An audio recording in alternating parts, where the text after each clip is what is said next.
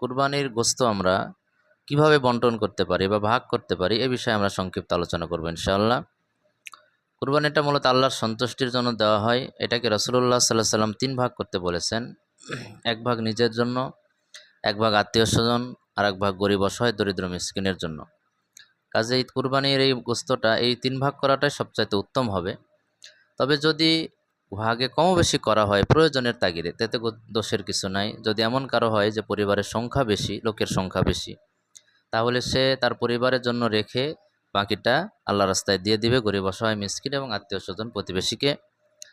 আর যদি পরিবারের সদস্যের সংখ্যা কম হয় সেক্ষেত্রে নিজের জন্য অল্প রেখে বাকিটা আল্লাহ রাস্তায় গরিব অসহায় মিসকিন বা আত্মীয়স্বজনকে দিতে পারবে। এখানতে ভাগে কম বেশি করলে দোষের কিছু হবে না। তবে 3 ভাগ করাটা এটা সবচাইতে উত্তম।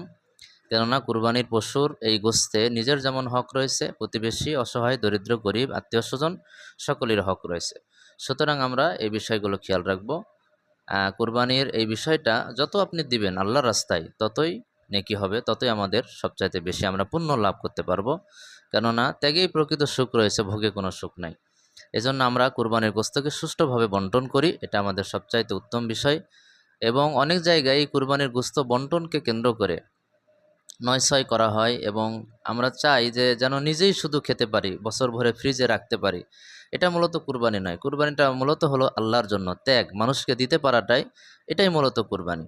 অনেক জায়গায় কুরবানির গোশত যেখানে জমা করা হয় সামাজিকভাবে এক জায়গায় জমা করার পরে ওইটা আবার যারা কুরবানি দিয়েছে মাথা পিছু আবার বিকেলবেলা ওরা ভাগ করে নিয়ে চলে আসে। এটাকে অনেক জায়গায় বিভিন্ন নামকরণ করা হয়, বখরা দেওয়া বা বিভিন্ন কিছু। কোরবানির জন্য আপনি যেটা গরিব অসহায়কে দান করে দিয়েছেন ওই ভাগ থেকে আপনি কেন আবার নেবেন? দান করার পরে কোনো বস্তু ফেরত নেওয়া, এটাকে হাদিসে কুকুর বমি করে সেটা আবার খাওয়ার সাথে তুলনা করা হয়েছে, নাউজুবিল্লাহ। অতএব এই জঘন্য কাজ আমরা কেউ করবো না।